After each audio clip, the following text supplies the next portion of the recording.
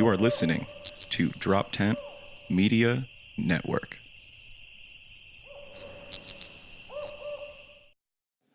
Hello? Is it the magical misery tour? Where funny people discuss life's unfunniest things. Yo, Jesse fucking Dram here. New episode of the Magical Misery Tour with Alex Yang. Neil is out of town. Fuck Neil. He's over in L.A. like a hot shot. Like a big wig. Like a hot shot in a big wig. And replacing him is our always fun go-to, Jeff Roser. If you want to look up Jeff Roser, he has a new podcast coming up, Garbage Kids, premiering soon. I think I'm on that. He has a showcase I'll be on. That's July 20th at the Black Cat Tavern, 12th in Oregon, Philadelphia, Pennsylvania. Drink tickets with the purchase of ticket. Going to be a good show with also Brittany Johan and I forget who else. Again, our guest is Alex Yang. He is a young comedian. I'll say it, too young to be as funny as he is. I think he's on some performance comedy enhancing drugs, maybe. I don't know. Just doesn't seem natural to me. You can see him every Sunday at Fergie's for the You Up open mic. Every Sunday night. That's at roughly 13th and Sansom. Fergie's, it's a great room. Go check it out. You can find him on Instagram at tragic.yang. Tragic.yang. This is a great episode. We talk about Alex being the son of immigrant parents, how his dad is a gnarly fucking Renaissance man who just kind of forgot to mention that he had a master's, no doubt in between building a massive structure in the yard, because why the fuck not? We all read each other's half-baked joke ideas. That's definitely going to become a new segment. I love that. And the reason this is my favorite episode ever is we talk a lot about My Chemical Romance. So enough of my bullshit. Let's get to the episode. Check it the fuck out. Come to the Black Cat Tavern every first and third Wednesday for the Happy Hour Hump Day Ha-Ha Showcase. That'll be happening, if you're listening right now on the day this drops, it'll be happening tonight. That'll be with Meg Getz, Dan Getz, and Brooke Tomlinson. Going to be very good, perfect way to start off before the July. All right, that's enough of my bullshit. Let's get to the show. Bring it.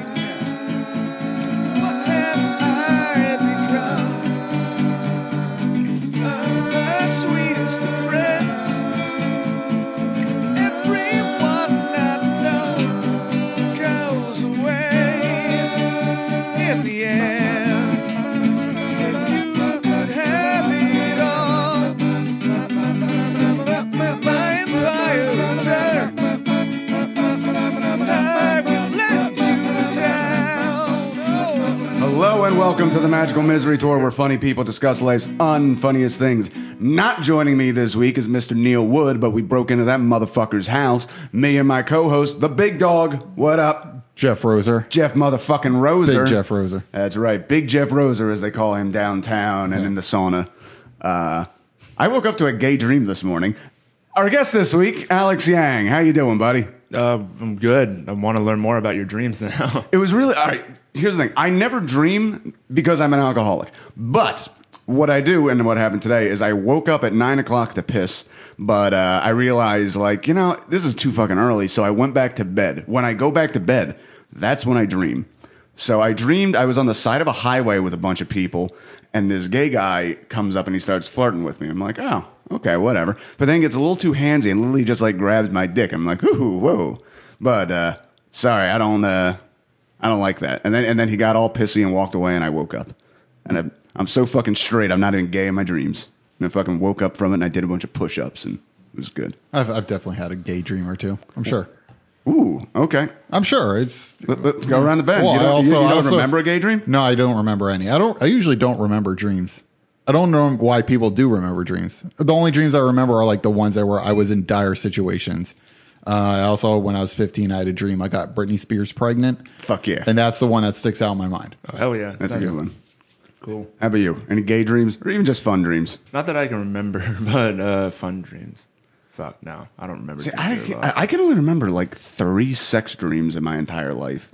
And one of them was with Mila Kunis. That was great. I had a dream that wasn't a sex dream. I dreamed I was married to Amy Poehler. And she was just walking around the kitchen and kissed me on the head. Oh, this is very nice. I like this. That's amazing. Sounds more like that a sounds fantasy. really relaxing. It does, yeah. Yeah. I don't know. She seems like a good wife. I don't know if Will Arnett would agree. Seems like he divorced her ass.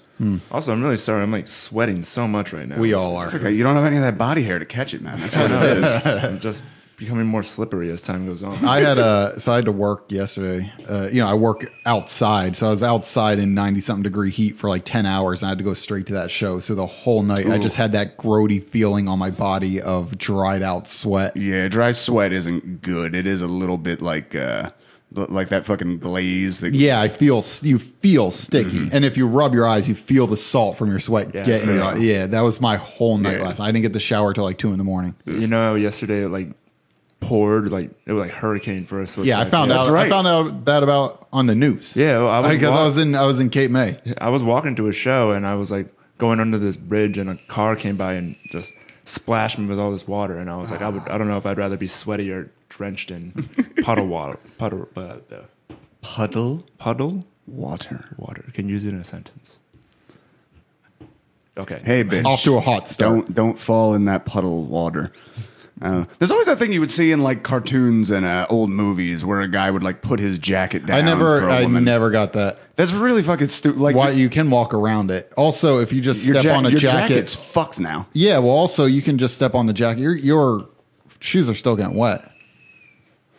Well, I think sometimes it was also dirt or whatever. Or maybe it's a status symbol. You can just waste a jacket on a puddle. There you go. Just throwing out fucking. That was the original Making It Rain, only you were absorbing the rain. I actually got caught in that rain yesterday, too. I was, fuck it, I'll just let this out on the podcast. So I'm doing a lot of therapy right now, a lot of self-reflection. Wait, you're going to a therapist or you're doing self-therapy? I don't know how effective either are. I'm doing both, but here's the thing. Because you go to a therapist now? Because I'm uninsured and have no money. You can find a college student and do it for like $5. That's exactly what I'm doing. Yeah, I'm going to fucking Drexel Psychological Services, and there's a girl who's like so young, I wouldn't trust her to order pizza without fucking it up. But she's in charge of my brain. That's how I felt, because I got that suggested to me a couple of years ago. I was like, I don't want to tell a 23-year-old anything that's going on in my life. I have to tell a 23-year-old how I feel like a loser. Like, come on.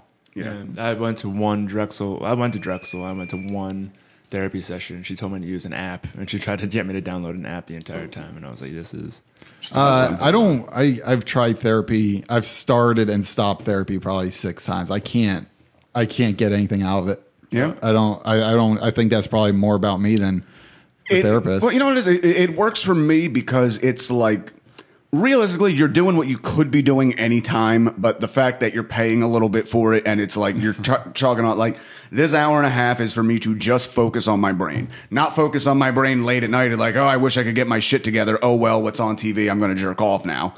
Because, I mean, I always feel they frown on jerking off in those sessions. You get one. They give you a freebie. I always feel like they, what great feedback am I getting where they're getting from my point of view? You know what I mean? I'm always going to be biased. But it's not like they're just pulling them in off the street. Like, okay, here's my 23-year-old experiences. Like, all they've been learning is like what's fucked up with you and how to fix it. Yeah, I don't know. I also wonder, what was I just about to say? I mean, fuck. You're about to tell us about your gay dream. I don't remember any gay dreams, but I also, whenever I'm in therapy, I always feel like whatever I'm bitching about, there's an obvious solution to it, and I'm just in denial of it, and I don't need a 40-something-year-old to parrot it back to me. That's what they're there for. Yeah, I can't. It makes me feel stupid to have them tell me that, because I knew that already. So you get a little bit spiteful, like, you can't fucking tell. You're not my dad. Also, I think I owe every single therapist well over $100. So that's the thing. These cost like $25 a session, and I can write them all off. So I'm saving the fucking. Well, I get a $10 copay. So I could go to therapy for $10 and I still don't go. Oh, but what I was getting out of that is I discovered the term adult child of alcoholics, and when I stumbled on this, it kind of explained a lot to me. Like fear of abandonment, rejection, etc., extreme self-criticism. And I realized, I was raised by 3 alcoholics. And now that I think about it, pretty much every single friend I have have very alcoholic parents, at the least. Not me. Not you. You're your own Opposite. special. You got fucked up by God. Yeah. So. Yeah. What about you? Yeah, man. What are your parents like? Yeah. Tell me your problems. Oh, cool. So this is the podcast, right? Like, this is... All right, so this is Alex Yang. I know Philadelphia comedian. Oh, yeah, funny that's right. guy, friend of the room. But I don't know much about you outside of comedy. I can and the give, Eagles. We talk about the Eagles quite Yeah, we often, talk but about Eagles all the time. I can give Alex Yang one of my best compliments that I also gave to Matt Byrne, which is I am naturally ageist, and it pissed me off that just starting that you were so fucking good right out the gate. I hate you for that. Good on you. I have those feelings about Frank Neblett too. Oh, I'm yeah. in denial about how funny he is for being only 21. Dude, me and Frank run a room together, and he is like insanely like the best. On the I was a team. little relieved to find out he's been doing comedy for like 2 years. I thought he just started here and he was like funny right away. Yeah. So that made me feel a little better, but I'm still a little angry that a 21-year-old is so funny. Yeah, well, neither of us progressed this year in Philly's Funniest, so you got that going for you, right? I didn't. Oh, well, Okay. fuck us. Dude, I was doing so good, and then I dropped a Down syndrome love song at the end, and everybody turned against me. I don't know why. Yeah. Yeah, it's a mystery. It's one of those great I was there. mysteries in the world. A woman from the audience literally flipped him off Wow. in the middle of his set. For the duration of my closer. That's almost more impressive, I would say. Well- to have that volatile of a reaction from the audience. I can put that as a credit. yeah. Yeah. Yeah. So wait, you didn't go through this year? No, I didn't. Did you? I thought your night didn't happen yet. No, it happened. Yeah, I didn't go through though. But Okay. it's fine. I don't care. It's I was at whatever. both. You guys were on. I was at both your nights first rounds last year. Yeah, I was at your night. You were right after me, like that night. Oh, okay. That was Yeah. that same night. They've been running so fucking late. Yeah, it's whatever. Anyway, But how old are you anyway? I'm 24. Okay. Yeah. Young man. Yeah, and I come from Chinese immigrant parents, so that's super fun. Yeah. So is that When- like I know like the stereotype of the immigrant parents being very, very hard on their son. So now that you're doing comedy, is this like a they throw acid on you kind of thing? Or Well, guys, it sounds hateful if you don't laugh at my jokes. Just putting it out there. Okay. All right. Yeah, the stereotype of it is that like they want like academic excelling academic children. I was never that. I was always like middle of the pack kind of student. So disappointing them isn't a recent thing. Yeah, no, were they I've always been. were they vocal about this? Oh, You just- yeah. Okay. No, it just like I would like I got like straight C's in like all of my grades. But then like it got to a point where like I went to college and I kind of did better. And then I told them I was doing like trying to do comedy, and they were like, "That makes sense." I was like, "Wow, you're not supposed to say that." Like I must have really been bad. I heard through the grapevine that my dad found out I was doing it, which I've avoided for years. And he goes, "Well, is that what he's trying to do for a living now?" Like he thought I applied for a job and got it. I applied for a job in comedy. Yeah. I would love to see that resume. I would love it. His father's a pastor. I would love if he was like really supportive, but like there's a lot of Jews in comedy. And they killed our Lord and Savior. I might have told you this once or twice during your You know what's crazy is when I talk to my parents about me doing comedy, they're like super supportive, like whatever, but there's no Chinese word for stand-up comedy. What they say, the next closest thing they can say to it is just directly translated. It just says, "Say words." So they're just like, yeah. I thought you were going to say Alex, clown. No, they just say Alex says words. And that's how they describe open mic like comedy to their friends. And they're just like, "Are you just telling us that your son can speak?" Well, isn't Like, there? I heard there's like only like 2 guys who run the entire comedy scene in China. And I've heard they're expats as well. Like, Well, there's it's mostly. I don't know if you know who Storm Zoo is. Yes, I remember him from the Race Wars. Yeah, I met podcast. him out in LA, and he's like one of China's main comics because he can do it in English and Chinese or Mandarin. yeah, I have no idea who that is. Yeah.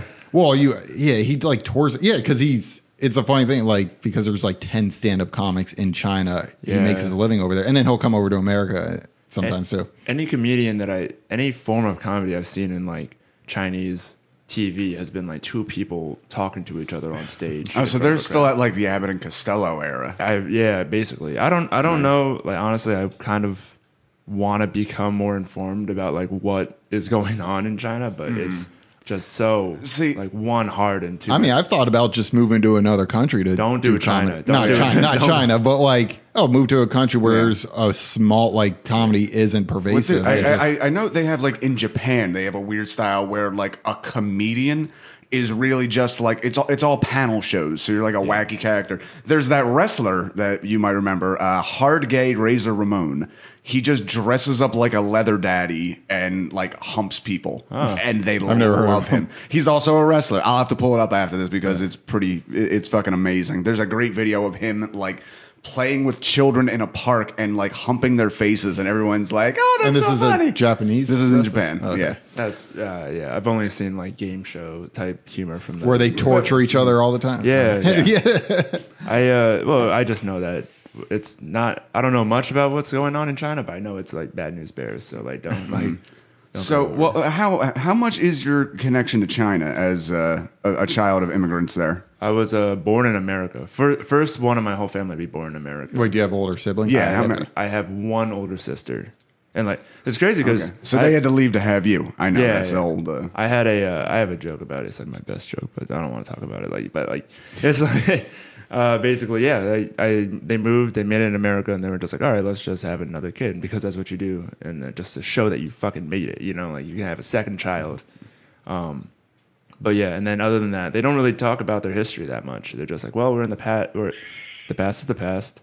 Yeah, my grandmother was from England and was like in England for all of World War II. And I didn't find out these stories till she was like in a clear decline. You really got to like press like your parents to tell. Like I think I don't want to speak for all Asian immigrant parents, but it's really hard to glean any information out of them. I mean, I saw Matt Sang the other night. That's one of his jokes. Is like his dad's just like, "What do you care what I used to do?" Yeah, it's like just like because you're my dad. I'm like, come on. Yeah, but it's crazy. Meanwhile, my dad will tell the same 4 stories over and over again. Yeah. Which is him working at Acme, the one time he drove a steamroller, and the one time a kid pulled a cap gun on him and robbed him. Dude, my dad has a PhD, and he did not tell me until I was like about to go to college. And it's because I found his thesis. I was just what was it on? He has a chemical engineering PhD. Jesus Christ. Like, I don't know. It's crazy. Do you feel like that's a lot to live up to? Well, he doesn't do anything with it now. Oh, what does he do? He's a computer consultant, IT consultant. So he like, I don't know. It's like this crazy, like thick, like thesis. And first of all, I thought you were going to say you had a crazy thick dad. But 2 C's, might I add. But no, it's like it's like this crazy like big thesis, and it's like has all these like illustrations, and like it's just the most technical thing I've ever seen. And it says like Dr. Shin Yan on it, and I'm like, Dad, what the fuck is this? And he's just like, oh, that's my doctor. So you didn't know your dad was a doctor until okay. Well, he doesn't brag about it or talk about it at all. It's he also got his PhD in Buffalo, and I'm just like, you were in Buffalo? And just like, yeah, he was in Buffalo when Jim Kelly was winning like AFC championship games, and I was like, do it. And then stopping there for 4 years. That has to be like the saddest area to live in during that period in time, because every year it's like, we're gonna get it next year, and they just. My dad was he didn't really know what was going on. He was just like, yeah, there were a lot of parades. I don't know why. Like, I was in Buffalo. It's cool. Well, I mean, you guys really should have been, it's funny. I was going to say this without even picking up the connotations at first, stopping the Mongol horde of fucking the Dallas Cowboys. Cause like they built their entire legacy just beating the Bills repeatedly. And it's so fucking sad because I still have members of my family who are into the Cowboys, and they're scum. I hate them for it. I could go for hours talking about just football rivalries. Like I hate them so. A lot of scumbag Eagles fans. Oh yeah, well, yeah. If your father was a football team that you hated, which one would it be, and for what reasons? You go first, Jeff. I don't know. My dad. Fuck. I have to think about this. A football team I hate. Listen, I didn't think the question through. Yeah, you don't have to answer. I only actively hate like 4 teams. Yeah. Okay. Well, find a reason you hate that team as well as your dad.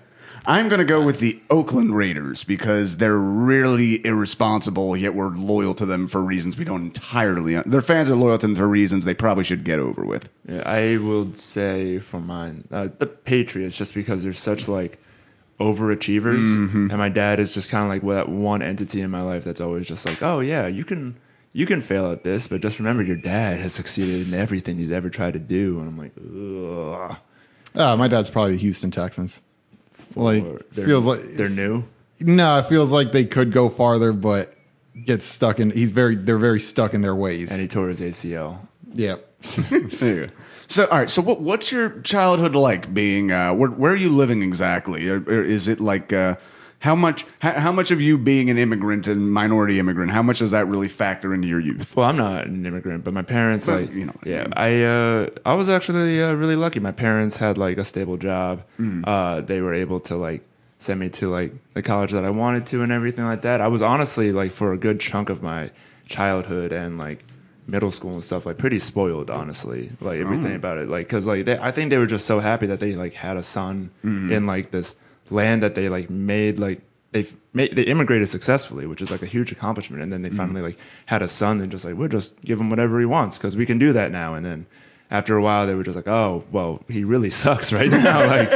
like we spoiled him a lot. And then I was always one of those kids that like kind of like cried out for attention and like there's no, well, now I do comedy, but like it's like there's no reason for it. Did you act out? Oh yeah, ever? it was. Did you get in like trouble in school? Oh yeah, all the time. Yeah? It was really bad. When I was in, fuck it, I'll do it. When I was in 5th grade, I got such a bad grade on one of my tests that I tried to just forge my parents' signature on it. Like, I got caught. Yeah, and I got caught doing that more than once. oh my god, I got in so much trouble for it. It was When I was in 6th grade, we got things called parent alerts, which is like you didn't bring your homework, and and I started forging my parents' signatures on it. And then there was like one day I was sick. My dad went to school to like get shit from my locker and found out that I left it in my locker or stuff like that. That's how I got caught. Dude, that was actually a traumatic moment with my dad. We had like these little blue book journals we had to fill out, and our parents just had to like sign them to show that we did it. And here's the thing, like my dad had already signed it, but just on a whim, like, I wonder if I could copy his signature. That'd be fun. So it was like a fun little thing I could try. And then I got caught. My dad like, you forged my signature? I'm like, I'm 7. I don't understand why that's bad. There's You're an artist. I wanted to show I could be like you, and I guess I can't. When I was in 5th grade, our teacher told the class one time that she had like a book, like a notebook full of the names of kids who didn't complete assignments, like the bad kids in class who didn't complete enough assignments and were like lazy and slackers. And she revealed there was only 2 names, mine and this kid, Michael Boehm, out of a class of like 25. Yeah, I was one on a list of 3 of those. It was really bad. Science class. I had a teacher named Mr. Haley. Oh my God, he sucked. He was like a bully, like a legitimate bully to like kids. Yeah, like, if it's a male teacher to younger students, they are always scum. Yeah, they're assholes. Dude, we had in my school, we had a married couple, Mr. and Mrs. Skibby, and they were both fucking fat fucking garbage. There was this kid in my class, Chris Brennan, who, this has come up on the podcast before, he had a lateral lisp. So the lisp that came on the sides. And they had him read out of the book in class one day, and Mr. Skibby just interrupts him. We're like 12. Like, how long have you had this speech impediment? Like he's putting it on just to fuck with them. They're both dead because they're fat and evil. So that's what happens. Jesus, yeah. It's like the end of a Disney movie. When I was in fucking Skibbies fall into a pot. When I was in 7th grade, I was at the height of Pokemon's popularity, or like the first time around.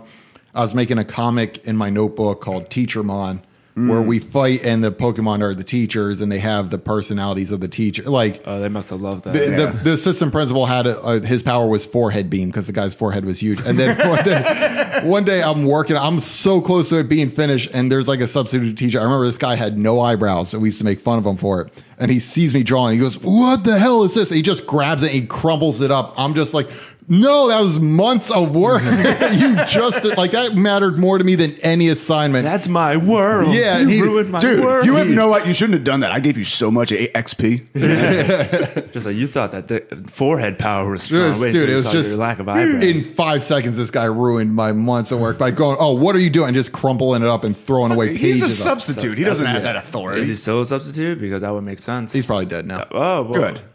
Good. We also had That's what he gets. He didn't get that great HP you were giving him. Yeah.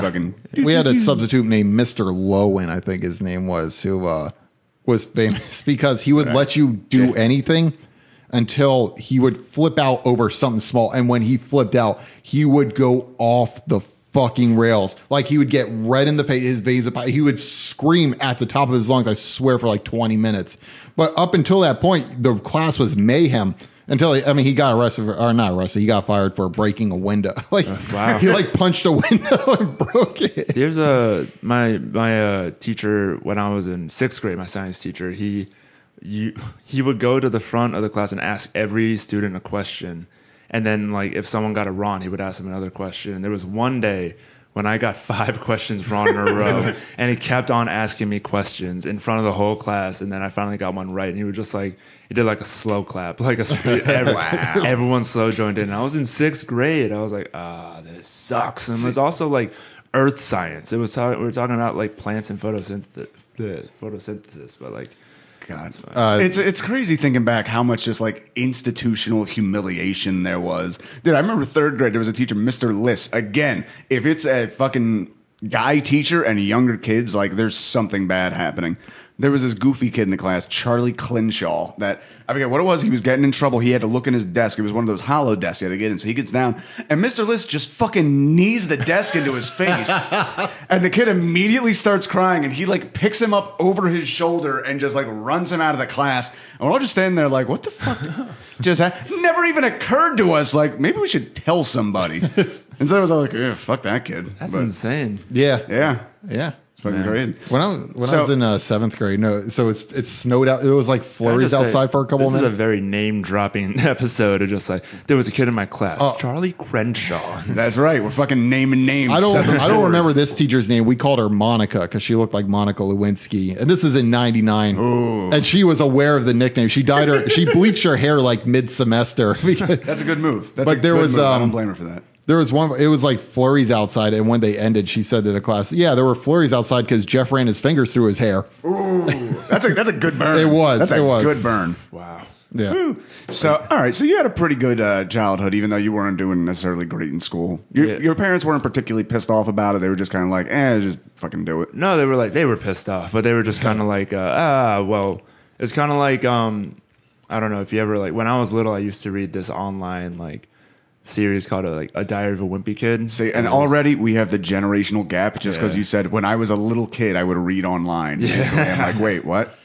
You're 17, you mean? But yeah, Diary of a Wimpy Kid. Well, it's it was I was in 5th grade when I was reading it, and it was just there was this episode, this chapter of it where the older brother just set standards so low for himself, so he his parents would just be get this one sock off the table, and then when he got the one sock off the table, then they would be so impressed. That kind of I lowered my standards to so low by the time I was in high school. They were just you gotta be, thank God. And they're just that's awesome. But yeah. Yeah, you know where I fucked that up? I had great grades until I hit puberty, just because I was a very isolated, lonely kid with no friends. I had nothing else to do. As soon as I made friends, my fucking grades just plummeted. My family's but you're so smart. I'm yeah, but fuck you. There's cigarettes and fingering now. That was me when I discovered weed. Yeah. Oh, and I had bad grades for most of it.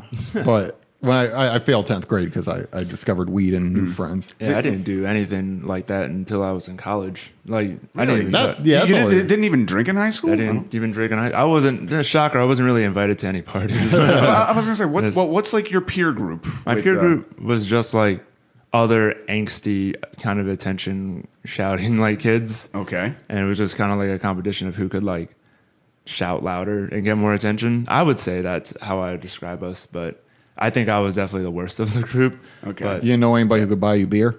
No. Well, it was also we're just why buy beer when we have, I don't know. We're just Xbox. We're not like those other popular kids. We're angsty loners. That's right. We're better than that. They need that because it hurts them to think. We enjoy thinking. We don't want to turn that off. Yeah, we're scholars and then just ignore our fan fiction and stuff like that, but it's whatever. So what is I noticed when we're kids, it seems like music is usually a big thing that people cluster around. Did you guys have that? Were there any, because I'm trying to think, okay, you're 24 now, so if we're going back to high school years, we're going back 9 years. So 9 years, 2010. What the fuck is even the music then? What was around? I haven't heard a new song since 2004, and I like it that way. Was a lot of Breaking Benjamin, I think. That was. Wow. I thought they were around when I was in high school. Maybe, but they had the Dear Agony came out around that was my sophomore year. That was Dear Agony. That was there's a lot of Linkin Park and Green Day. Okay, so they were around when I was in high school. Yeah, My Chemical Romance, stuff Fuck like that. yeah. Hell yeah. That was dude, like, they're supposedly reuniting, and I can't fucking wait. Yeah, dude. They're like one of the last on my bucket list of great bands I just never got to see. I really enjoyed. Yeah, I can't wait for all the original members of Linkin Park to get back together. I hate you so much right now. I literally, but one other thing I realized, I would like all my friends in my group would dress up in like black clothes all the time, and like dark clothes, and like they're just like grungy, like what, I don't know, just like, you know what, like grungy, like emo clothes almost. Yeah. My parents would never buy me that, and they would always like, my wardrobe only consisted of hand-me-down clothes and like free T-shirts that my mom got from different conferences. Wait a second. I thought you said you had an older sister. So who was it being handed down from? My dad. Oh, yeah. Well, it was funny because like I was like 5'2" for a majority of my parents are both like 5'5". Okay. And I'm 6'1". Yeah, I was gonna say I noticed you were. It never actually registered to me that like, oh, Alex is pretty tall for an Asian man. Yeah. Well, thank you. Yeah. I noticed, baby. I didn't notice it, but I no, yeah. it. Well, I was very surprised when I grew to this height. I was like 5'2", and I was expecting to be just 5'2" my entire life. And then junior year to senior year, I grew like 11 inches like over the summer. Nice. Like to a point where everyone was just like, "What the fuck happened to you? Like, what just happened?" And it was like I one of my teachers from middle school when I was like below 4 foot. Or like that's an exaggeration, but like before, like she moved up to the high school or my senior year, and I like. Oh, so she got you on the second loop. Yeah, and I was just like, Mrs. Callie, and she's like, hi, and I'm just like, I'm Alex Yang, and she was like, you little Alex Yang. I was like literally like, this is a pretty normal sized table. I was probably like a foot taller than this table. I was really short. Wow. Yeah. So. What were we talking about again? I was asking what music you guys clustered around. But I mean, well, this makes zero sense then. Were you a sad boy? Yeah. I was a sad boy, but I was just trying to like, but I was just using that as like attention grabbing. Like, yeah, I definitely did. Oh too. my god, the cringiest stuff. Like if you go through the back of my like.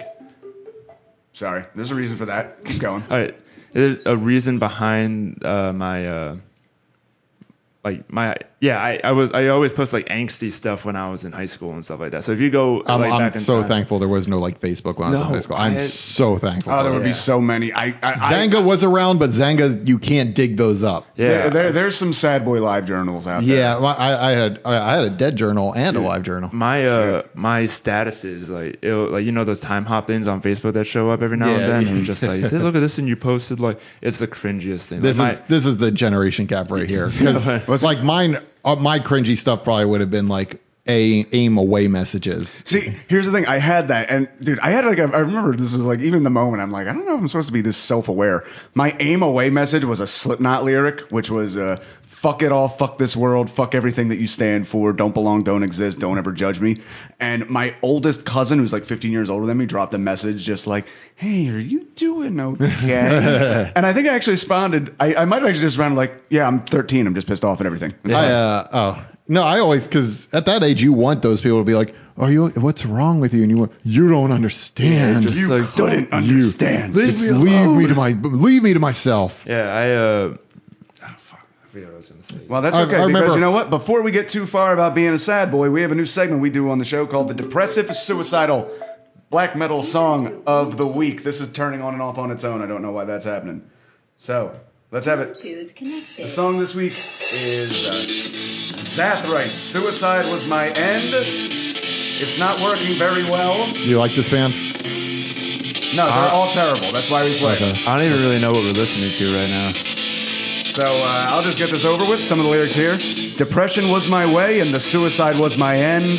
To goodbye this filthy world. Silence has arrived. It's malfunctioning. We're going to stop. That has been the depressive black metal suicide song of the week. What do you think they mean by that? It just amazes me that these are like grown men writing this stuff to appeal to kids. Oh, yeah, no. It's, well, dude, I'll tell you one thing. Looking back, I was talking with an old girl from high school that I was crazy about back then, Amy Kelso, shut the fuck out.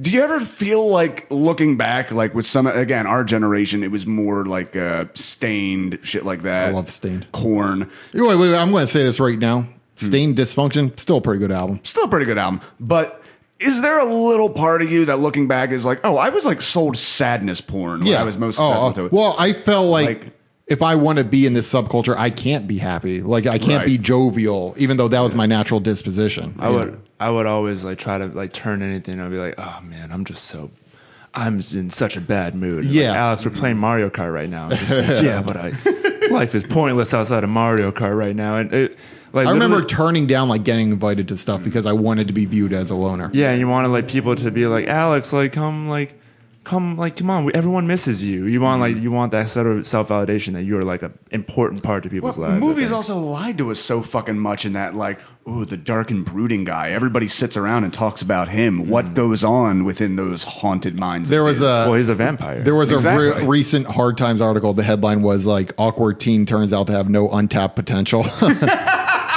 That's pretty good. But I feel like in high school, if there were two things as a guy that gave you social currency, it was sadness and saying you were bisexual. In the emo era, girls were into that shit. Even before, I definitely had a phase where I thought it might have been gay or something like that. I didn't know. Me and one of my friends would like fucking kiss each other because the girls are into it. Not like make out. My first kiss was from a dude. Yeah? Yeah. My first 3 kisses were from dudes, I think. All right. Let's go call your dad and let him know that and get his I definitely have had people threaten to call my dad about it. Oh. Yeah. No, wait, hold on, before I forget, when I was like in college, like during my 4th year of college, my friends, like we all went to a trip to the Poconos, and they all took turns looking through my old statuses and just shouting them out to everyone. And one of them was the worst. It just said, reality strikes again. But I misspelled strikes, so it said strick. So it's like reality strikes again. And my friend made a shirt out of it and sold it to my other friends. It was so bad. I can show you a picture of it. Just like give me a second. Hey, definitely. I'll make that the fucking podcast episode. You know what? This is actually a good time, just because it's so fucking hot in here. Let's pause it, and I'm going to refill our waters, and we'll come right back. Yep. Cool. All right, and we're back and we're hydrated. It is 100 degrees outside. It is at least 150 degrees in here with all these hot boys talking shit. What the fuck is up? So while we were getting water, Alex mentioned some stuff. Wanted to talk your parents' background. So they were in China during the Great Leap Forward and the Cultural Revolution. Now, for people who aren't as smart as me, Jeff, could you please explain what exactly those are? Well, I will be honest and say I'm not entirely sure either, just because I've been trying to get that information from my parents. But from what it sounds like, they were like, after everyone graduated from high school, you were assigned to go to a farm. Like you were like at your graduation, you got a slip of paper, just like, all right, this is where you need to meet to be sent to your farm.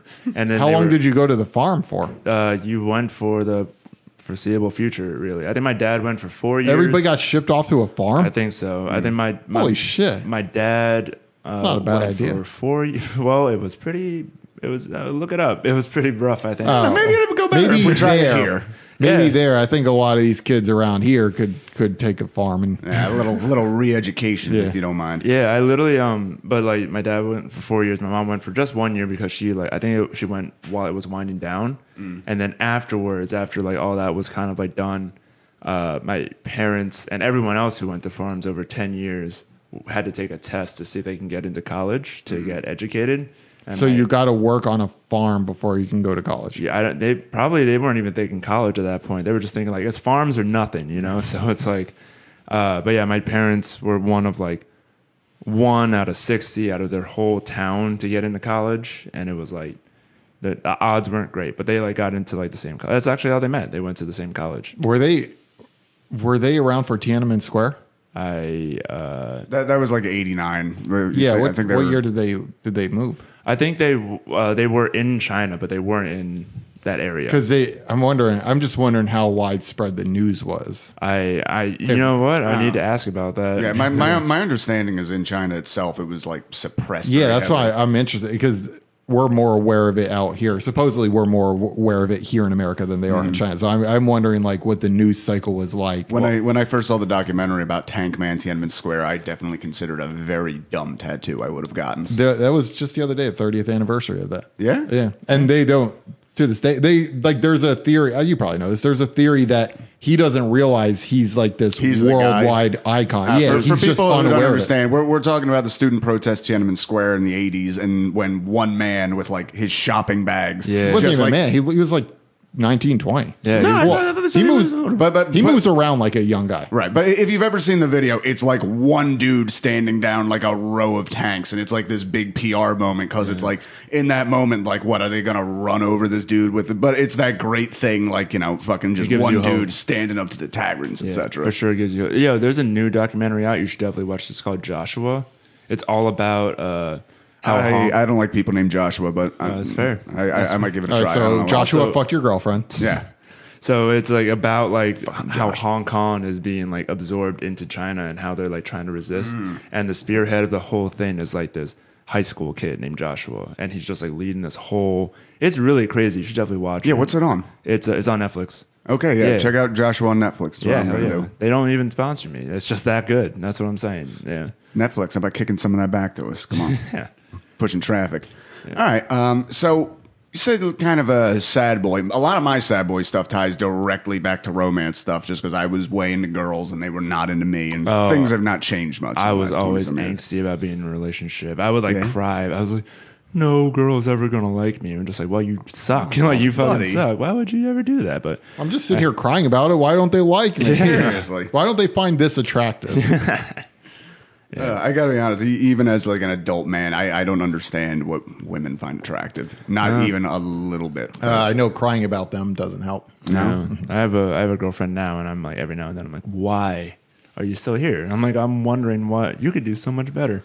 But also another thing that I was thinking was like this is kind of unrelated, but the thing that the new generation of kids now have is like YouTubers, like shitty YouTubers. Like I don't know if you ever heard of the guy named Rice Gum, but he I've like, heard of him. I've he definitely heard of that dude. sucks. He's so bad. But like his audience, he's like this 23-year-old dude, and his audience is just like 12-year-old kids who have access to like a YouTube account. And that's how he's making millions of dollars by acting like a fucking child the entire time on the internet. I remember Big J was talking about that because he has a daughter who was like a teenager, and she went to one of these like I guess the equivalent would be like a theater show around here, like a Trocadero, where it's like YouTube stars touring together, and he took her there, and like it's pretty much just like a bunch of 19-year-olds with abs, and that's it. There was like this. I heard this story about this like 27-year-old who was pretending to be a high school senior on YouTube. Wow. Yeah, and he's just like that's just how he's trying to like relate and get an audience. He's just trying to be relatable, and I'm just like, dude, you're literally like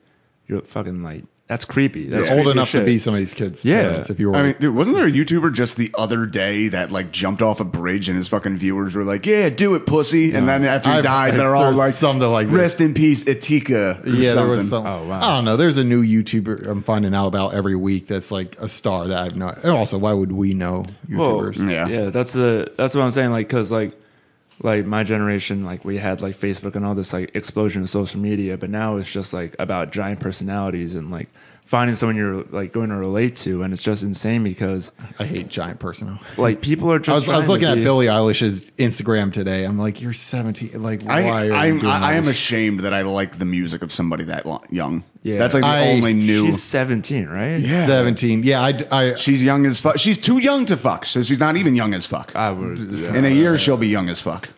oh well. Anyway, I know we'll all fuck 17-year-olds. It's one of those- Let's not. Come on. no, well, Just me? Yeah. Anyway, because so my girlfriend today had on like a black dress with the neon stripe that said "feel" on it, and like matching shoes, and I called her Billie Eilish, and she got real upset about it. And she was like, she wears back. So I spent like 10 minutes on Billie Eilish's Instagram today. I'm like, what the fuck? You're 7. Why are you posing in these clothes? Then Yeah. we had Britney Spears. So what are we talking about? I don't know. I just know that like the extent that people are going to go in order to like get an audience like that is truly shocking, like to me. And it's funny you mentioned this. I got talking like we don't understand what women find attractive. It's funny because one of my experiences is women at first find like gentle teasing attractive, and then the further along you get, the less they like it. Because it's like at first it's like, hey, look at you, you're fucking goofy. But being a young sad boy at that age, you think that's going to rope them in. Yeah, It's like, yeah, oh, this yeah. guy's mysterious. Did you have one you particularly pined after? Yeah, for sure. Wrote a journal about. Oh wait, I actually did. I forgot. Like first of all, I don't write well. I did really bad on the writing portion of the SATs as well as the rest of the SATs. Do you? This is just a quick side question. Do you write bits? Yeah, Because I'm finding the longer I do it, the less I actually write, and the more I just get an idea and try to work through it. Like, yeah, dude, gradually. I'm a slave to structure. I got it. I can't. I have like a Google Drive of just like. I wish I could, and it's even worse on my phone. I can't do this on my phone and like write a bit. Maybe you can do the same thing. I am going to go to in my writing app. I have a section that's just junk pile, which is dumb thoughts that'll eventually become a joke, maybe, or they will never leave the junk pile. I'm going to pick a random one and let's see how terrible this is. This is actually an idea I have for a podcast or a show. It's just we'll hand each other. Well, I came up with it first, so I better be the first guest. Yeah, hell yeah. Well, I mean, when we. In this one, we would hand each other's phones. Oh. Want to try that? Okay. Yeah, hold on. I got to find one that's actually a full, like, here, all I have is fetal alcohol ale. Now, I know where that comes from, but that's not a joke yet. God, some of these are really... Okay, there we go. Jeff, if you could read that one right there. Jerking off like a foodie, sampling exotic dishes. I want to be the Anthony Bourdain. Was this before or after he killed himself? I want to be the Anthony Bourdain of pussy, ending the same way, choking myself mid-jerk in France. Okay, I guess I did write that after he died. I had a good bit idea last night. I didn't write it down. Now I'm thinking about it all day. I wrote this one at 3 a.m. I was like, this is going to be a good bit to top. The one below the hyperlink. The one below the hyperlink. UFC fights sponsored by Arby's. Well, I just think it'd be funny if you saw, like, before each UFC fight, every fighter had to eat, like, 4 of those gross roast beef sandwiches. And then, like, you see the fight afterwards and you see they're just all bloated and they're not, like, they're just, like, half asleep. I want to see a sluggish Arby's shits fight happening. That would be amazing. I just was thinking, just like, that would be, I would, you know, I've never paid $80 for a fight, but I would pay $80 for a bill where just Arby's is just. Dude, bring fucking Tank Abbott back. He'll be the champ all over again. I would love that. Big fat dude. That'd be crazy.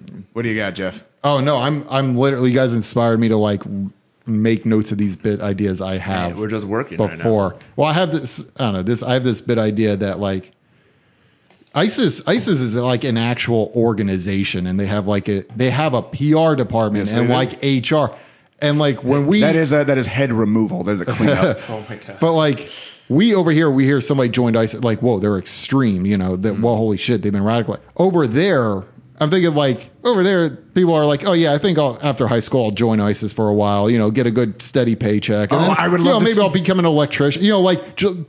To them, join ISIS like join the army. Like, is that how it works? I would love to see the interview room outside. Yeah, you do. You apply to ISIS and they do like a background check and you get interviewed and you get a paycheck. Like it's an actual. It's not a bunch of people in a tank with masks. You know what I mean? They have like actual PR centers. They have HR. They have HR. It's a well-run organization. I've been considering changing careers. So I mean, I was just thinking how like.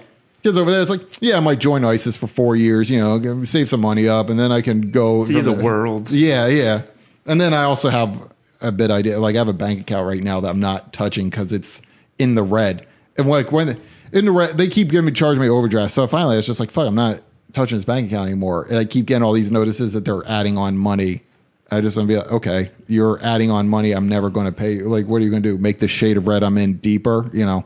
So nice. That's just the idea. So yeah. So who was the girl you were crazy about? What was the feelings? Did anything ever happen? No. So it was one of my good friends actually. And it was like for a while, it was just this kind of like will they, won't they situation. But it was always like Pam and Jim. Yeah, looking back on it, it was one of those things. It was definitely one-sided, and my feelings for her were like 100%. You were like, will they, won't they? And she's like, we won't. Ever. Yeah. But then she was always thinking, like, she would always tell me just like, all right, maybe. But I think it was just kind of one of those things. You're just like, wow, a boy is interested in me, so maybe I'll like see what it's like. Indulge it. No, so like what I remember, like my senior year, we were gonna go to homecoming together, and I was like, "This is it. This is gonna be the big movie pinnacle." Yeah, those things never work out. Yeah, and a week before homecoming, this other guy asked her, and she was like, "Oh, I'm gonna go with him instead. And I was like, okay. I was like, I'm fine as long as we can hang out again like later. And then I was like, this. Looking back on it, I should have been like, oh, well, that's like a scumbag move. But now I'm Yeah, thinking see, adults look at that as like, oh, that's not that bad. But when you're like that age, that's like, that's the hey, end of your I'm world. canceling the wedding. Also, I'm bringing a new husband to the wedding. yeah, and just like, and by the way, you already bought tickets to the wedding. So what are you not gonna go? Yeah, you're not gonna go to your fucking beloved's wedding. What are you not gonna go? I'm gonna find you at the wedding. When I was younger, I had a whole scenario in my head with this girl that I would see some, and then I when I made my move, she told me she had a boyfriend, and it just ruined my whole. And that's just like you go home and you just now like blast breaking. it's like bad. the last girl on earth. Just there go are no home more out and there. crank up the Papa Roach and fucking let it fly. You know, Mike Birbiglia, the comedian, he has a joke where you're just like, love when you're that young. It's just like, it's everything. You're just like, that's it. I found her. I'm 17 years old and I'm done. I found her forever. Yeah, See, this is what you find with like the Ryan Fosters in our scene, and a little bit like the Shaner, the guys who fuck around a bit. When I have them on this podcast and we talk about that, they never had those crushes. The girls just liked them and they went along with it, and that's why their wiring never got fucked up. Well, okay, they got a little bit fucked up, but still, like they've never had trouble with women. Ever. I wonder what that's like. I don't know. I just.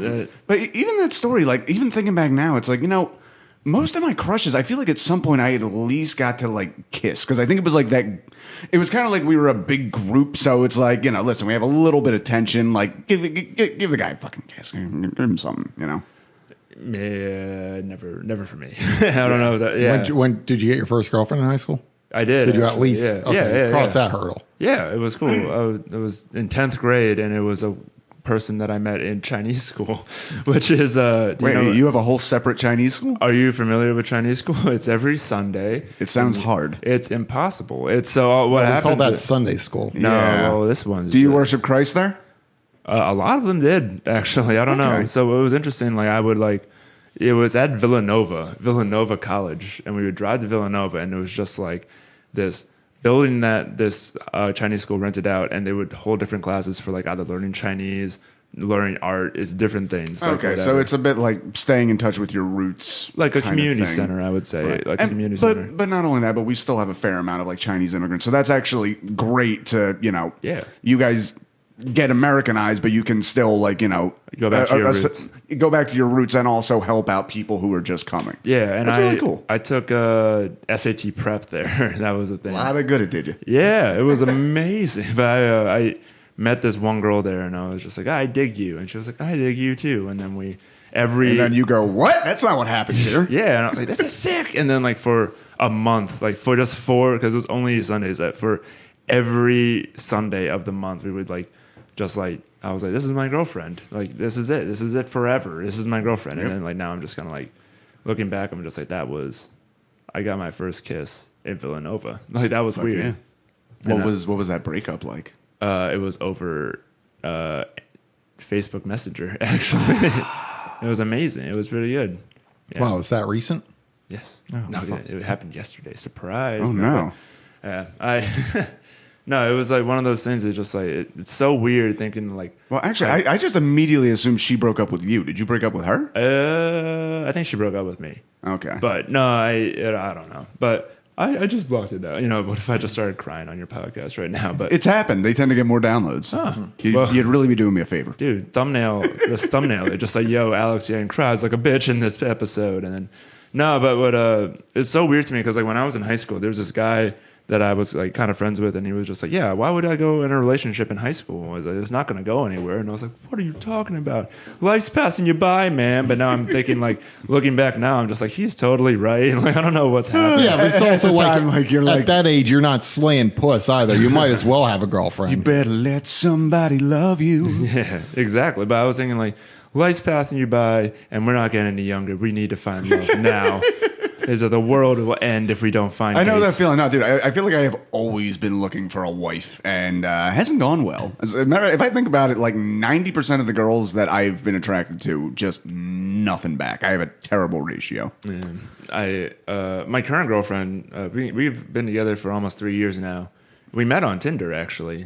Oh, yeah. It's one of those things, like, everyone like it has such a bad stigma, but like every now and then if you like I was single for so long to a point where I'm just like I don't care if I find someone on Tinder or not. Like you have a different mindset. It's not like I need someone to validate me. It's just like, hey, I want to meet someone that I can hang out with, even if it's just platonic. And then that's how we met each other. And it's just kind of you change your point of view, and no matter what, I don't know. It's just I don't mean to be like a motivational speaker here. I'm just saying that like you got to be comfortable with yourself before you can try to like desperately find somebody. You know. See, I honestly wish us as a generation. I feel like some pockets do it. Where I feel like dating should literally be just that, just dating. Yeah. Like, just fucking go out and hang out a little bit. It doesn't have to be a bad thing. Because I met a few of these girls online. I tend to go more OkCupid, which is a bit like the slower crowd, Tinder, etc. And I've had a few of them where it's like, I still want to talk a bit before meeting up. It's like, no, bye. Like, this part doesn't matter. The talking first doesn't matter. We need to be in front of each other. You need to, like, get a whiff, know if you're fucking compatible. Yeah, I remember the first time I told someone, I was like, they were like, do you want to hang out again? I told her, I was like, not particularly. I don't want to hang out. I was just like, I sent the message and I was like, oh my God, what am I don't care. And I just like walked away. It was just like one of those momentous occasions where I'm just like, you got to like, you can't let something like that like bum you out entirely. If someone doesn't dig you, then you just got to be like, bummer. All right, whatever. Yeah, like, find another. Yeah. It's one of those things. It's not meant to be. Right. Yeah. So have you had like a big terrible heartbreak or I don't know if I've had a terrible I've had bad breakups. Like definitely like I've broken up I broke up with this with my ex-girlfriend in college after a year and a half of dating, and that was like brutal. That was just like I thought she was going to be the one, and then I was just kind of like now I need to find like the next one fast because like that always works well. Yeah, it worked out horribly. When you meet a girl and you're like, you need to be my wife. Yeah, they love that. Yeah, shows you're committed. Yeah, for sure. Then doesn't come off creepy as all. But like after a little while of just being single, you're just like you become happy with yourself. If you're only stuck with yourself, you're kind of either forced to love yourself or you have to like start stand up. Yeah. Or start stand up. See, now that's actually very unfamiliar to me. When I had my most recent breakup, I remember saying a few times, like, okay, I need to find somebody else to have sex with because I know after like 4 weeks, the depression's going to come. And it came on like a fucking typhoon. And thankfully, it's kind of like leveled out now that I've been dating. But for me, like, as soon as I'm alone and with no prospects, I go very much back to that middle school, like, nobody's ever gonna fucking like me. I'm a piece of garbage. I get that way. I will say when I was single, I would always reach out to friends, and I'd be like, always like, I need to surround myself with people, so at least I know that people enjoy being around me. If like. Because like now I kind of get all that validation from my girlfriend. I'm just like we live together now and we like see each other all the time. I didn't know that. That's cool. Yeah, it's cool. She's like I see her all the time. We like she's so supportive and everything. And now I'm just kind of like I really value alone time now. But like if you're like if you're single, then alone time is like all you got basically. So you got to go out of your way to be like, all right, now I need to surround myself with people. You know, when I was living with my ex, the best time of day always was she went to bed super fucking early, and I'd go to bed around like 1. 10 to 1 every night was a fucking free for all. I loved it. I got so much writing done.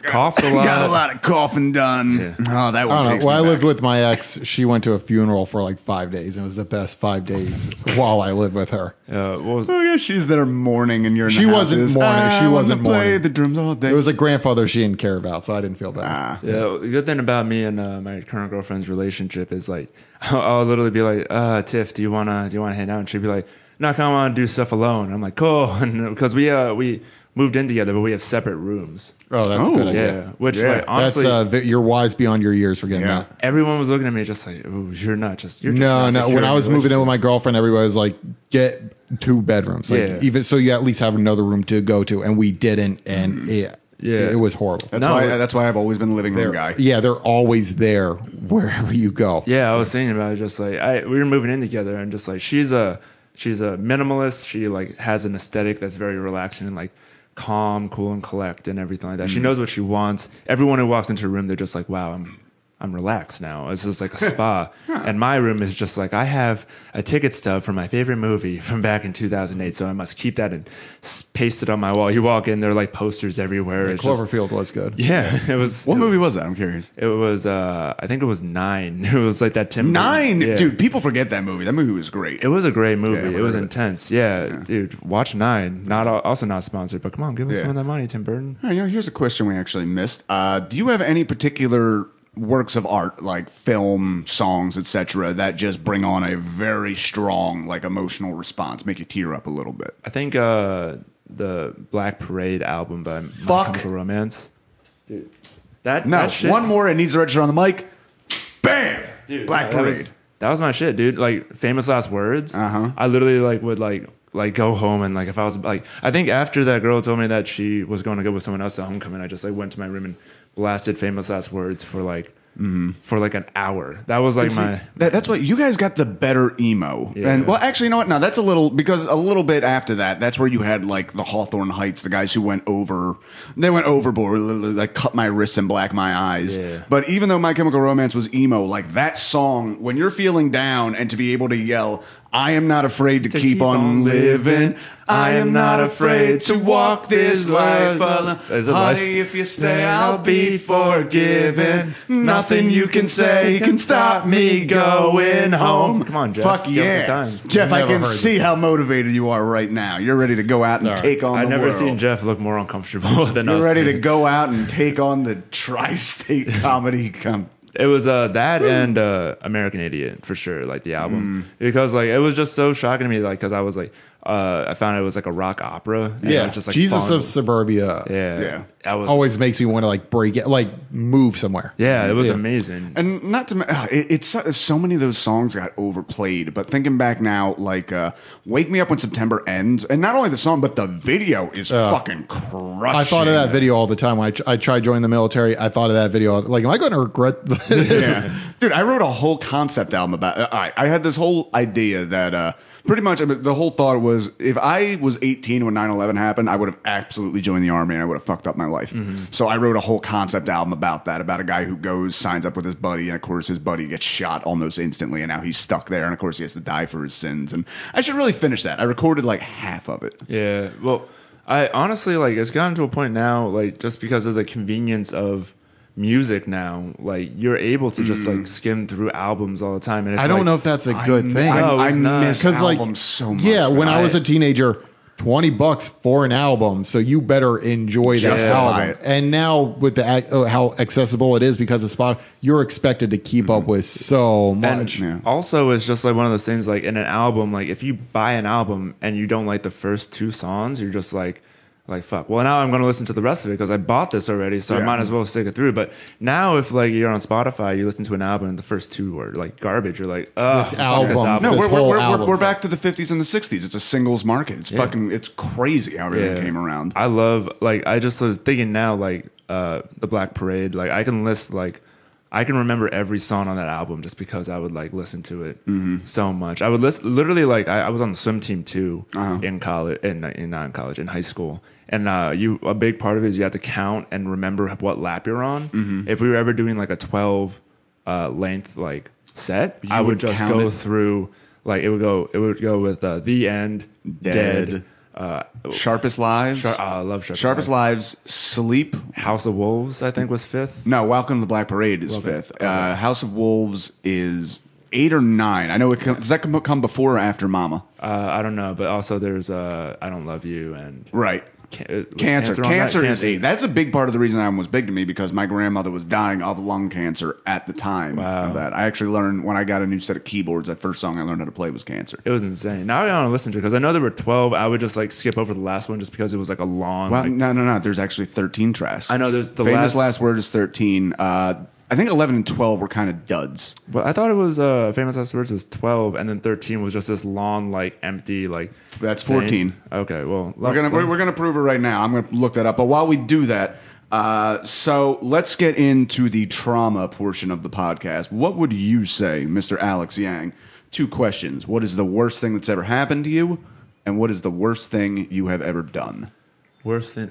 Oh, wow, serious stuff. The worst thing that's ever happened to me, I think, was actually when my girlfriend and I first started dating. We were dating for 5 or 6 months, and then after those 5 or 6 months, she went abroad to Hong Kong for 6 months, and that whole period of like her going away was just like the most like traumatic thing to me, because I was just like, wow, I finally found someone that I like. All right, this is it. Like, this is like, this is chill. She's telling me like what she likes and doesn't like. She's just like straight up like, I don't want to hang out. I'm like, cool. Like, this is like different from anything else I felt. And then she left, and I was like so heartbroken. And then she was like, also she was having like the best time in the world. I'm really not trying to be a dick by asking this question, but did you wonder if like maybe there's another dude there? Yeah, that's exactly what I was thinking too. Because like in Hong Kong, that could be a sensitive question. It's true. But Hong Kong is like it's like a party city too sometimes, just because like there's like so much going on, and like she would always like be going out and stuff, and I was like oh god, like this sucks. I had like anxiety all the time. All right, let me ask you your thought on that, because this has come up. I've talked in my comedy quite a bit on how I find polyamory to be fucking stupid.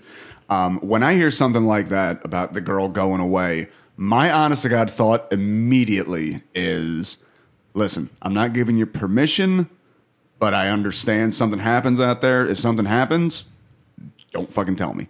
Get it taken care of. Which is the opposite of the modern poly thing, where they're like, well, just let me know. Which I don't understand, because to me, knowing is the horrible thing. Yeah. Because then you get to picture it, and you know. Yeah. The thing I always put out there whenever like an ex is cheating is like, if you're a father, and like your fucking 15-year-old daughter's been dating a guy for 6 months, you can like, they might be having sex, but that difference between 99% sure they're probably having sex and 100% catching them in the act is fucking massive. And I would just rather suspect and never ever know. Yeah, but my thing is like it's dealing with that ambiguity that just drives me nuts. Because if I'll be like, I could say something just like, oh, I don't care. Just like, don't tell me. That in the back of my mind, I'm always going to be like, did it happen? I couldn't confirm it verbally like that. I'd rather it never, ever, ever. And it's nothing just for me, it would be such an understandable scenario that I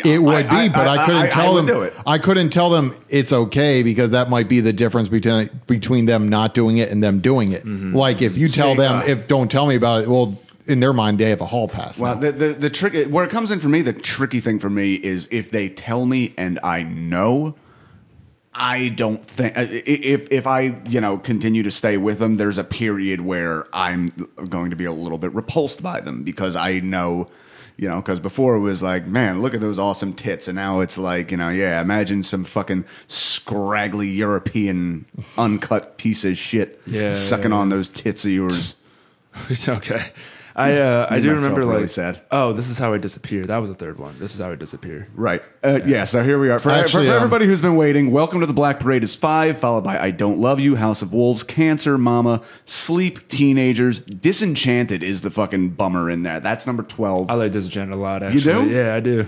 I might be thinking of Sleep, because Disenchanted had the one, I spent my high school career spin on and shoved to agree so I could watch all my heroes sell a car on TV. That's such a good fucking line. Yeah, I like that. It was great. And then also like Gerald Way's like, he has like this long like wail in it that's just like him holding like the same yeah, exactly. So wait, she studied abroad in Hong Kong? Just like, don't care about this music. No, I don't. Yeah. Yeah, well, I had that same ex I lived with stop me from studying abroad in England. Oh. It would have only been 5 weeks. Also, it was a summer semester. Dude. Because it came out later. If you went over there, you would have cheated on me. No, I literally she was very transparent with me when we started dating. She was like, I'm going to apply to study abroad in Hong Kong. And I was just like, she was like, yeah, fine, it's cool. And I was always like saying that. And then like when she finally left, I'm like, oh my God, like, I'm suddenly not. You were supposed to realize I wasn't okay with this. Yeah, something like that. But it was on. I don't know. It was like we were both bummed. But I obviously, if you're having like a blast and you're like exploring new places and doing stuff, and another part of the relationship is like the other half of him, like me in America, just doing the same old shit. Yeah. And just having to check his phone to see if like his girlfriend is texting him or anything like that. That's a bummer. Like that's just like the ones at their highest high and ones at their lowest low. I literally was just like staying awake because I was like so bummed out. Fuck. So I actually got a hand-me-down laptop from a thrift store.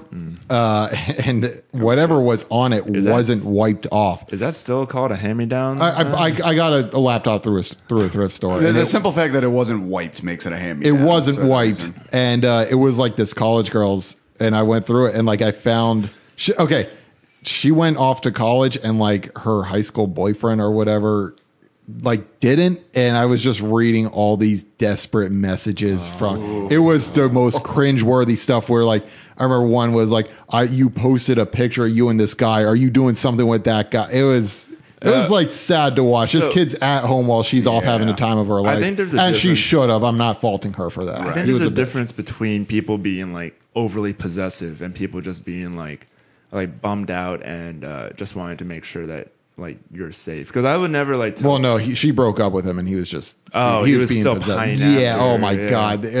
I'm talking pages of cringeworthy messages. Oh, that's some high school shit right there. Yeah. No, that's. You got to go through that to a certain degree, though, because I think that's the sort of thing that makes you not melt down. I think I agree with that. Because like I had, I'll give you a good example of. So there was a girl I was dating when I was 20. She was 17, and I fucked up, and I introduced her to all my friends. Became very close with my friend's fiance. Was working at the same place as me, and then she started slowly pulling back. But she was like, no, we're fine. I'm fine, etc. There was one day where I was we were supposed to meet up, and she canceled. Said she had to do something to school. I'm like, okay, I'll go to my buddy Josh's house. And while I'm driving there, she fucking drives past with fucking Josh's fiance coming the other way. Oh. And I call, and I'm like, what the fuck's going on? I'm like, clearly she wanted to break up with me. I couldn't get a hold of them later, so I waited outside of my friend's house for her and the fiance to come back. And it was fucking crazy, but my thought process in the moment was like, she's being ambiguous, she's not saying what's happening. If I don't catch her in the act, I'm not going to break up with her. Mm-hmm. I need to actually see her like, no, I didn't give a fuck about you all day, and I ran out and fucked around because fuck you, because that was the only way I would have enough, like, I need to be dramatic to blow this up. It's the only way I can do it. You got to get out of your system. Yeah. And then she went and fucked the fiance's fucking army asshole loser brother. So there you go. Fun stuff. Hey, dude, if the guy she sleeps with after you is named Bubba, you won. Oh my God. Bubba. Yeah. I only have like one image of Bubba, and it's just like it's right. It's a big fat guy. Yeah. Well, no. It wasn't big fat. He was just fucking garbage. Bubba. Garbage.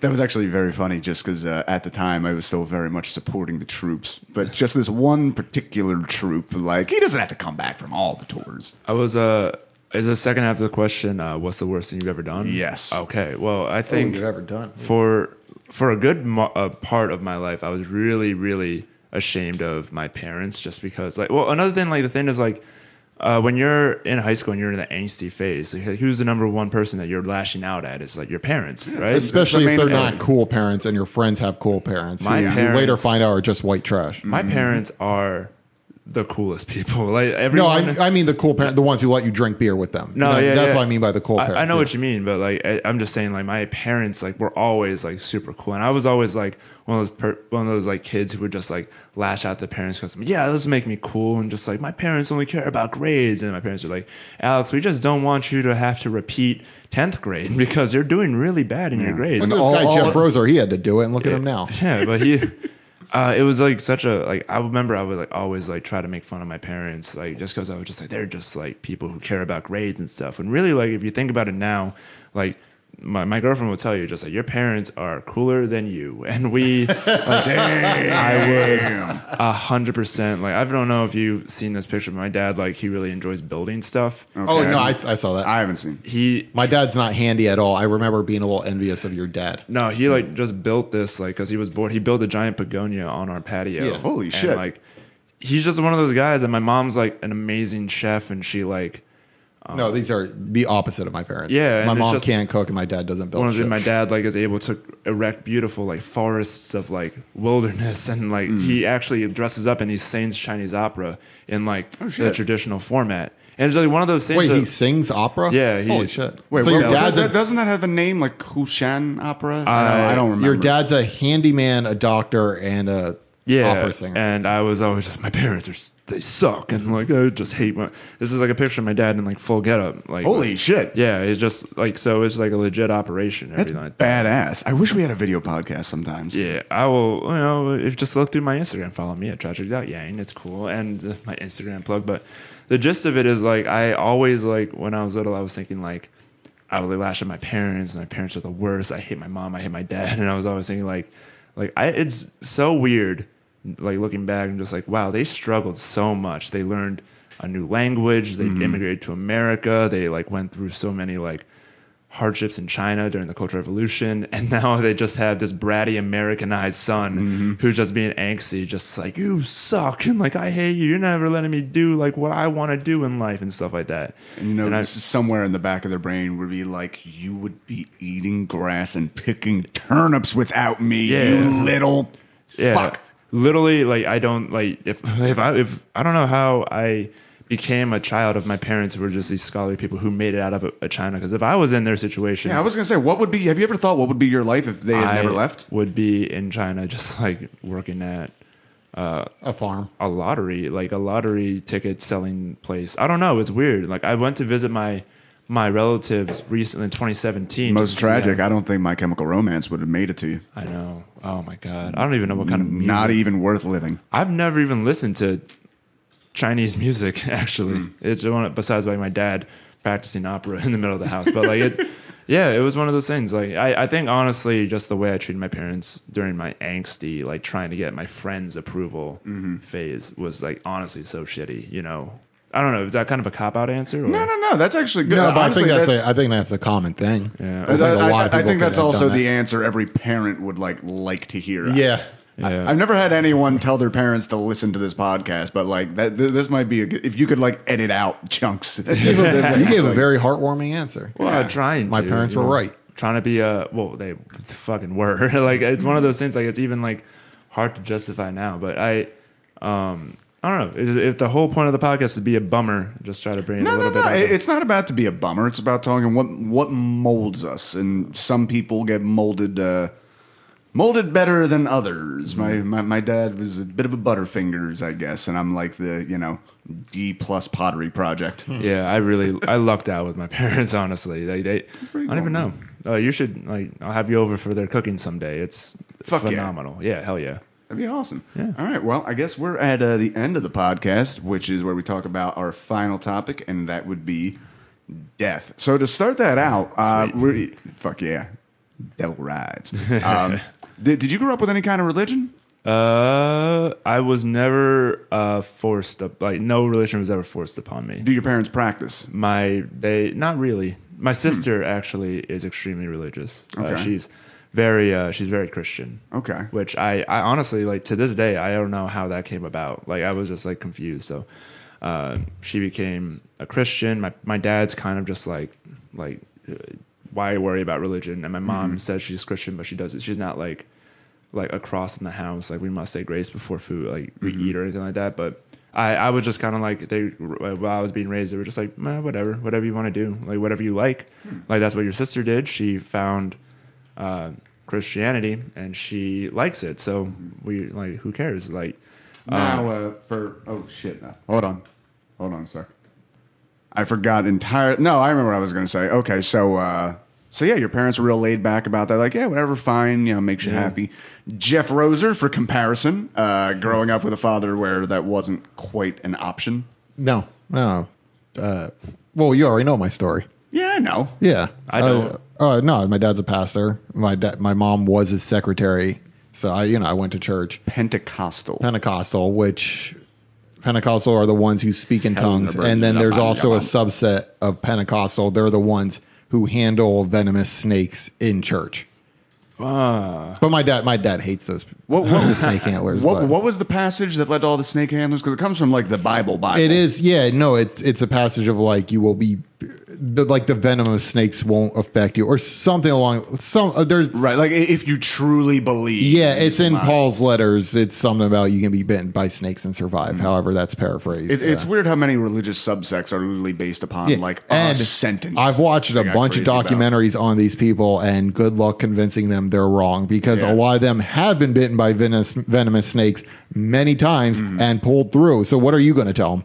Dude, so, oh God, I was actually fascinated when I found out about this. An early Christian sect called the Circumcellions, which literally means like they hang around. Much that same thing where they took like one little thing from religion and it's like, we're basing this. Because with Jesus, martyrdom was the biggest thing that they could do. What these people would do is they would wait along pilgrim routes, and then they would attack pilgrims in the hopes that the pilgrims would kill them, so they would die martyrs.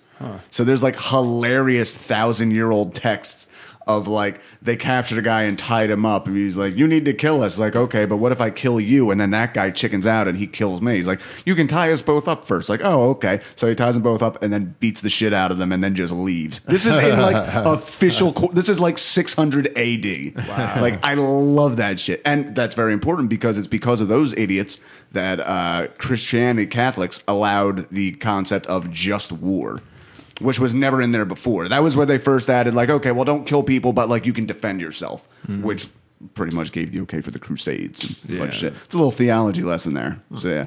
So what do you personally think about that? Have you had any big deaths that you've had to go through? Fortunately, I have not. My all of my grandparents had passed away before I was like. I only 3 of my grandparents passed away before I was born, and I have like one picture with my grandma holding me when I was like first born. And that's about it. And then she passed away shortly after. So I never really. Did she make it over with your parents? No, she just came to visit after I was born, because they were just like, hey, you have a baby, like a grandson. You might as well come visit him. But I remember probably the biggest death that I personally experienced was this one of my fraternity brothers committed suicide. And it was one of those shocking, like, oh my, I'm never going to see him again. It was like, we weren't necessarily that close, but I was like thinking like, oh my God, like, and just like, this is so preventable. Like, I wish I like, it's just like all the what ifs and everything like that. And honestly, like, I'm terrified of death for sure, but I don't know like what happens or anything like that. But I'm just thinking like, wow, like that's actually a big reason why I got into comedy in the first place. It's like when I was like, this dude?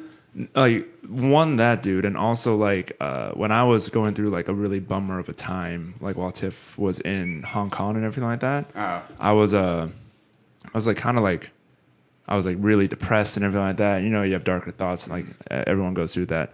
I was like, I watched like this comedy special. I think it was Mike Birbiglia actually, and I was thinking just like, wow, I feel 1,000,000 times better now. You know, like I feel so good.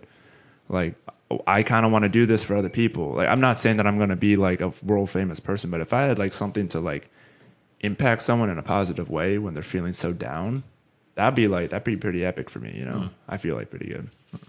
That's awesome, man. Yeah, I do it for attention. Sorry, so I don't mean to be like, oh, like I do it for a noble cause. I just mean to say like I just think. Trust me, there are way douchier answers to why do you do comedy. Yeah. All right, let's play a quick game. So, out of these 3 ways to die, which do you prefer? Number 1, getting pushed out of a 30-floor building. 2, poison birthday cake. That can be a party. That could be your girlfriend serving you. I don't know. Number 3, wild dogs. So we have poisoning, wild dogs, and falling out of a 30th floor.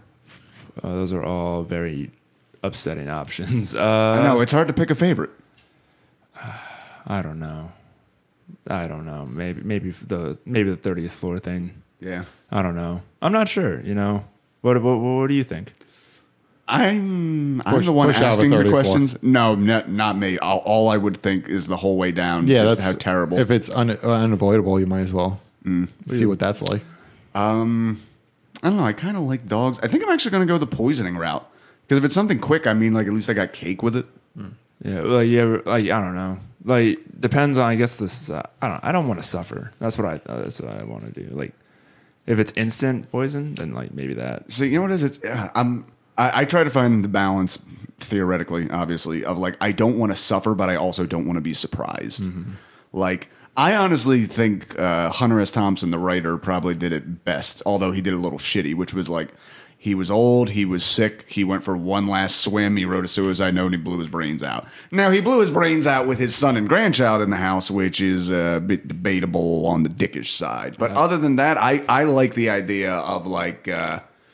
it's my time to go. Yeah, I'm gonna do this. Although gone pretty sloppy. Yeah, I don't know. So, and a lot of people, a lot of very unstable people, have claimed conspiracy in that the George W. Bush had him killed for speaking out against the war in Iraq. You know, a good 30 years before he had any influence in the world. Well, I'm learning so much from this one podcast. It's pretty cool. Yeah. Yeah. And I learned I'm definitely going to go check out that Joshua podcast. Yeah. What Documentary. the Documentary. Yeah. I'm also going to probably listen to Black Parade on my way home Fuck now. yeah. It's great. All right. Well, yeah. So what do you think happens when we die? We'll end it on that. What do you think happens? What do you think is most likely? And what would you prefer? I don't know. I hope that what was that movie with Robin Williams when he like What dreams may come? yeah, and like he like becomes heaven, like he goes to heaven. I hope that's kind of like what it's like, where you like it's whatever you want it to be. You know, you have free reign. It's kind of like how you daydream about stuff like you could fly. You're like, all right, you can fly then. You know, that's what I hope happens. You know, That'd be cool. I hope it's I hope it's some kind of like multi-dimensional thing, because there is like the one scientific thing that, you know, kind of mends the two is first law of thermodynamics: matter can be neither created nor destroyed; it simply exists. So like we're always going to be here. It's just a matter of in what form and if that form has any awareness of itself. yeah. What about you, Jeff? I have no fucking clue. I have a cop out answer on that. It's just, why would I figure that out? But you never get that late at night, like, oh God, I'm going to stop one day. Yeah, I get that all the time. And what if I'm wrong? And what if I do see God and I'm going to hell? That's all it comes back to. See, am I going to hell? That's all it comes back See, to. that's the thing. I have no fear of an actual hell. I have That's it. a deep I have a fear pretty of big it. fear. I What? haven't. Yeah? You ever Because see, once you're there, you can't leave. You ever see The Good Place? No, I haven't heard of it. Well, for some reason, like that just resonates with me. Like that sounds horrible. It's just like it's one of those things where you're in hell, and they're just finding about different ways to torture you, and that's just forever. You know, just like I don't know, just See, I don't know. I'm at the place now where, like, if there's a God, I don't think of God as any kind of creator, and if there is like a creator, it's like it's a benign one. He creates to creates. He didn't create fucking quasars and galaxies to care what these little ants were doing with their buttholes, you know? So I don't have a thing of that. And I mean, and also hell has just, even like from the Bible, if you're using the Bible as a base, like hell is mentioned so rarely and nothing in the context that we think of it. Like a lot of us, I think we get that from like cartoons, and Jeff just got unlucky. Are you reading scripture? What the fuck is that? No, I was okay. just going to put a quick note in my phone about something. It was laid out like a joke. Torah. It's weird. it's a joke idea that he's got going on. That's right. All I see is sriracha cooking spray. Oh, that's face. an old grocery list. Oh, Ah, I was gonna make a quick I thought that was going to be a great bit. that's a great bit. Sriracha cooking spray sounds Face delicious. spray. There you go. The sriracha face mask. Spicy. Yeah. That would. You ever have hot sauce in your eyes? Yeah, it's never fun. It's not. It's kind of a bummer. Yeah. We could change the Guy world. threw it in my eyes and he said, that was mild, you baby. That was The Rock. Fuck Okay, yes. I thought you'd get that reference. No, okay. Instead, I just call you on it. All right, well, yeah, this has been a great podcast. Alex, what do you got to plug? Where can we find you on the internet? If you want to try open mic comedy, come every Sunday to Fergie's at 8:30. You up? We run a good show. You'll also see Franklin Neblett there. Try to see Franklin It's Neblett there. roughly 13th and Sansom, I believe. Yeah, between the 13th and 12th. Yeah, so it's a good time. We'll try to take care of you if it's your first time and try open mic comedy because we could all suffer together. That's right. All right. And where can we find you online? Instagram tragic.yang. Also got any shows coming up. This will be out next week. Oh, I'm on. Yeah, we'll put up Wednesday, Thursday. Okay, well then in that case, no, I have nothing coming up. Tonight I'm on Makeup or Breakup with Tiff. Yeah, I thought you were on that. Yeah. I didn't mean to. I didn't want to interrupt. I didn't want to bring that up early in the podcast and be wrong about it. Yeah, but I thought you were. But now it's just like, hey, if you were not at Makeup or Breakup on June 29th, I'm very disappointed in you, whoever you're listening to this. Oh, dude, I got some comedy shit talking to talk about as soon as we get off. I got to head out as soon as I keep talking to people on OkCupid who like know people in the comedy scene. And I was like, oh, do you know so and so? Like, yeah, I don't like them. Like, I don't like them either. Like, all right, Alex, thank you very much. Thanks for having me. Appreciate it, guys. Yep. Jeff, what do you got to plug? Oh fuck! I wasn't ready for this. I'm gonna have a podcast coming out soon called Garbage Kids. Fuck yeah! I'll be dropping sometime in the next month or two. Nice. Oh yeah, then also there's going to be a show, Black Cat Tavern, July 20th. Jesse's on it. Brandon Mitchell will be on it. Brittany Johan and Chris O'Connor. So come out and see that. It's going to be the first one. It's definitely dates confirmed. Also July 20th, because I do not have it in my calendar. July 20th, and also with the price of admission, you get a free beer. That's a pounder. That's a dope lineup, right? There. Fuck yeah. You can also see me at the Black Cat every first and third Wednesday running the overly titled Happy Hour Hump Day Ha-Ha's show. Come check it out. Our next one. Black Cat is just a good bar. Go there. That's right. Our next one, we have Brooke Tomlinson, Danny Getz, and Meg Getz. Come check it out. This has been the Magical Misery Tour. Alex, thanks, man. It's a great episode. We have great episodes when Neil's not around. Have a great day, everyone. Later. You are listening to DropTent Media Network.